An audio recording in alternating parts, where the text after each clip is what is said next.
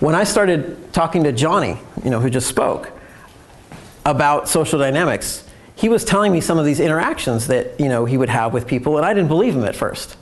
Like he was talking to a woman, he told me about, that he met at a bar, and within the first 5 minutes of conversation, he's talking about coming on her face.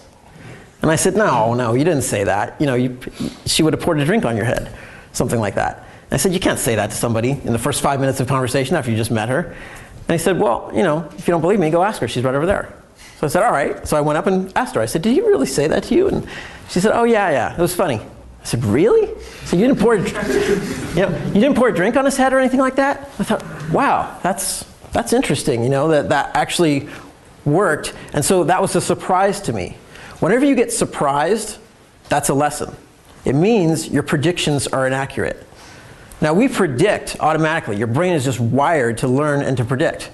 Okay? So if I go over and I pick up this water bottle, I expect it to weigh a certain amount.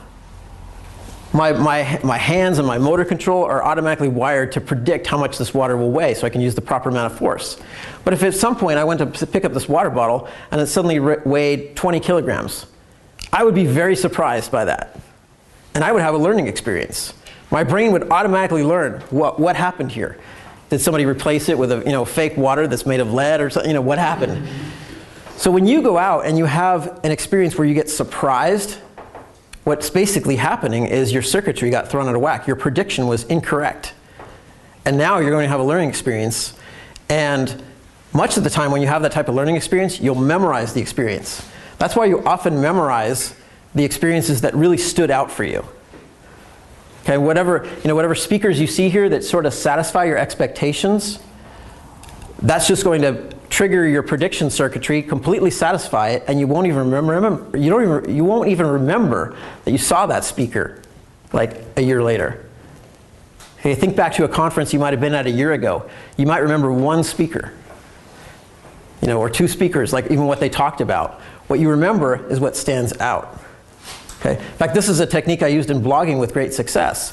One of the ways I built a lot of traffic to my blog was that instead of writing articles that people expected to see, I wrote articles that they didn't expect to see.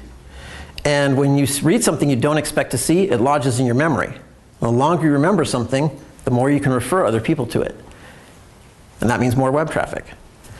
And so instead of writing an article like how to build your own business, I wrote an article called 10 Reasons You Should Never Get a Job.